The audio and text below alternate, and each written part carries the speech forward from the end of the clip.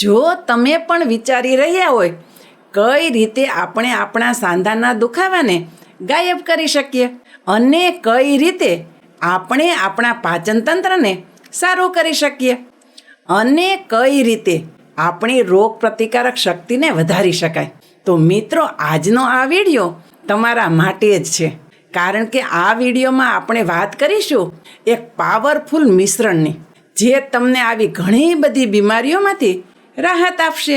મિત્રો, શું તમે ક્યારેય વિચાર્યું છે આદુ અને ગોળને મિશ્રણ કરીને સાથે લેવાથી શું થઈ શકે છે? તો ચાલો હવે હું તમને જણાવું છું આ બંને વસ્તુને મિક્સ કરીને તેનું સેવન કરવાથી આપણને ક્યાં ફાયદા મળે છે.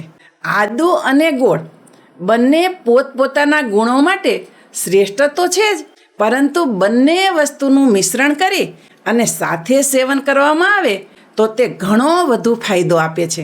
આ એક પરંપરાગત ઘરેલું ઉપચાર છે જે આપણા દેશમાં ઘણા સમયથી થતો જોવા મળે છે અને આજે પણ ઘણા બધા લોકો આનો ઉપયોગ કરે છે. તો ચાલો વિડીયોની શરૂઆત કરીએ અને જાણીએ આ બંને વસ્તુનું મિશ્રણ તમને કઈ કઈ રીતે ઉપયોગી થઈ શકે છે અને આ મિશ્રણને કઈ રીતે બનાવવું જોઈએ અને આનો ઉપયોગ કઈ રીતે કરવો જોઈએ. મિત્રો, ગોળ અને આદુને સાથે મિશ્રણ કરીને ખાવાથી તમને સૌથી પહેલો ફાયદો મળે છે તમારા પાચન તંત્ર માટે. ગોળની આપણે વાત કરીએ તો ગોળ આપણા પાચન તંત્રની સિસ્ટમને ચોખ્ખું કરે છે, શરીરમાંથી ગંદકી કાઢવાનું કાર્ય કરે છે અને આપણા લીવરને હેલ્ધી બનાવે છે. અને ગોળની અંદર અમુક એવા પોષક તત્વો હોય છે જે આપણા પાચક રેસાઓને વધુ સક્રિય કરી દે છે, જેનાથી આપણે ખાધેલો ખોરાક ખૂબ જ સારી રીતે પાચન થઈ જાય છે. હવે વાત કરીએ આદુની, તો આદુ આપણા પાચન તંત્ર માટે રામબાણ ઔષધિ છે. જો તમને અપચાની તકલીફ રહેતી હોય, કબજિયાત જેવી સમસ્યા રહેતી હોય, અથવા તો તમને ગેસની તકલીફ રહેતી હોય અને જો તમારું પેટ વધુ ફૂલવા લાગતું હોય, તો આવા કિસ્સામાં આદુનો ઉપયોગ કરવાથી તમને ઘણો ફાયદો મળે છે. આ બંને વસ્તુને જ્યારે એકબીજાની અંદર મિક્સ કરી દઈએ ત્યારે તેના આ બધા ગુણો ખૂબ જ વધુ માત્રામાં વધી જાય છે અને તમારા પાચન તંત્રના સ્વાસ્થ્ય માટે ખૂબ જ સરસ ઘરેલું ઉપચારની જેમ કાર્ય કરે છે. ગોળ અને આદુને મિક્સ કરીને બીજો મહત્વનો ફાયદો મળે છે તમારી રોગ પ્રતિકારક શક્તિને. અને જેમ આપણા શરીરની રોગ પ્રતિકારક શક્તિ સારી, તેટલું જ આપણું આખું સ્વાસ્થ્ય સારું હોય છે. આદુની અંદર ખરાબ બેક્ટેરિયા અને વાયરસને નાશ કરવાના ગુણો હોય છે અને આદુની અંદર એન્ટીઓક્સિડન્ટ પણ હોય છે, જે શરીરની અંદરના ખરાબ બેક્ટેરિયા અને વાયરસની સામે લડીને આપણી રોગ પ્રતિકારક શક્તિ વધારે છે.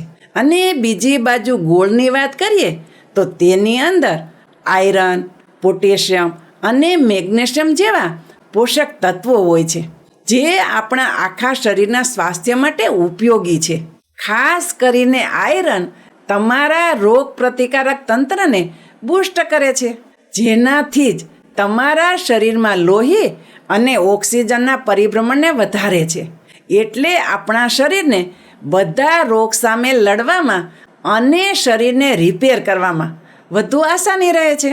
ગોળ અને આદુ સોજા વિરોધી ગુણધર્મ પણ ધરાવે છે અને શરીરમાં અંદર થતા સોજા ઘણી બધી બીમારીઓનું મૂળ હોય છે. એવા કિસ્સામાં આદુની અંદર મળતા અમુક પોષક તત્વો તમારા શરીરની અંદરના સોજાઓને ઘટાડવામાં તમારી મદદ કરે છે અને કાયમી બીમારીથી પણ તમને બચાવવાનું કાર્ય કરે છે. ગોળ પણ અમુક હદે સોજાને ઘટાડનાર પદાર્થની જેમ કામ કરે છે. એટલા માટે જ આ બંને વસ્તુનું મિશ્રણ તમારા શરીરની અંદરના સોજાઓને ઘટાડવાનું કાર્ય કરે છે અને આપણા શરીરની ઘણી બધી બીમારીઓની સામે લડવા માટે ખૂબ જ જરૂરી છે.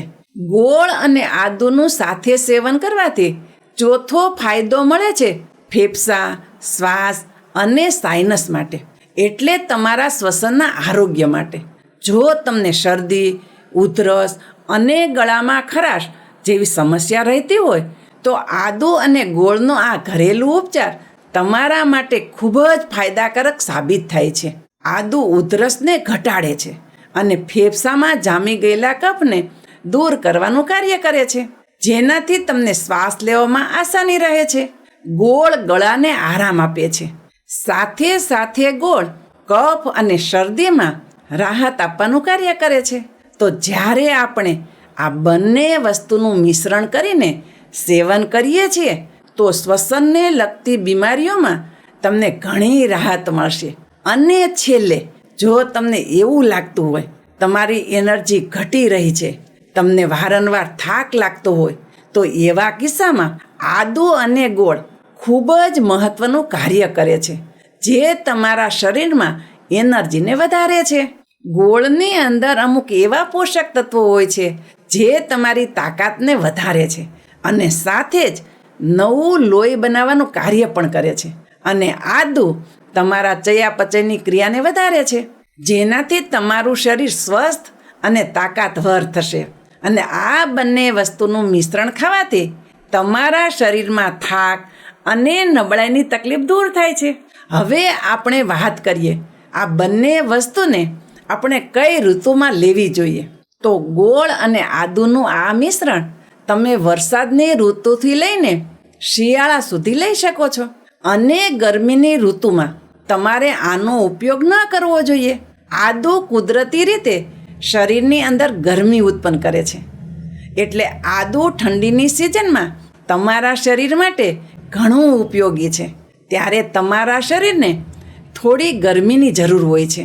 આદુના સોજા વિરોધી ગુણધર્મો અને રોગ પ્રતિકારક શક્તિ સામે લડત આપવાના ગુણધર્મો બદલતા વાતાવરણમાં તમને શરદી, ઉધરસ, તાવ આવા ઇન્ફેક્શનથી પણ બચાવે છે. અને સાથે ગોળની વાત કરીએ તો ગોળ પણ ગરમ તાસીરનો હોય છે અને આદુની સાથે મિક્સ કરવાથી તેની તાસીર વધુ ગરમ થઈ જાય છે.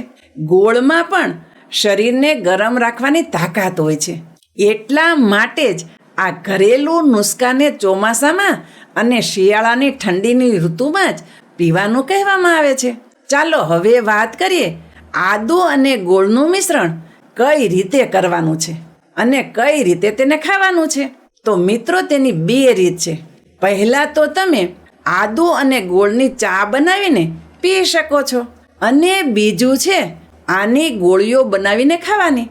તો સૌથી પહેલાં વાત કરીએ આદુ અને ગોળની ચાની. તેના માટે તમારે જોશે 1 મોટી ચમચી છીણેલું આદુ અને 1 કટકો ગોળનો. ગોળ જે ઘાટો ડાર્ક કલરનો આવે છે તે લેવાનો છે, કારણ કે તે ઓછો રિફાઇન્ડ થયેલો હોય છે. સફેદ કલરવાળો ગોળ વધુ રિફાઇન્ડ થયેલો હોય છે. તો સૌથી પહેલાં તમારે 1 કપ પાણી લઈને અને ઉકળવા માટે રાખવાનું છે અને તેમાં છીણેલું આદુ નાખવાનું છે અને થોડીક વાર માટે તેને ઉકળવા દો, જેનાથી આદુની ફ્લેવર અને તેની અસર પાણીમાં સારી રીતે બેસી જાય.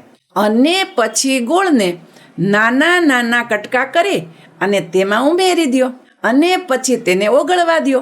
અને આ ચા તમારા પાચન તંત્ર માટે ખૂબ જ સારી હોય છે અને તમારા શરીરની રોગ પ્રતિકારક શક્તિને વધારવાનું કાર્ય કરે છે, જેને તમે સવારે અથવા તો રાત્રિના સમયે ઉપયોગ કરી શકો છો. બીજી રીત છે ગોળ અને આદુની ગોળીઓ બનાવવાની.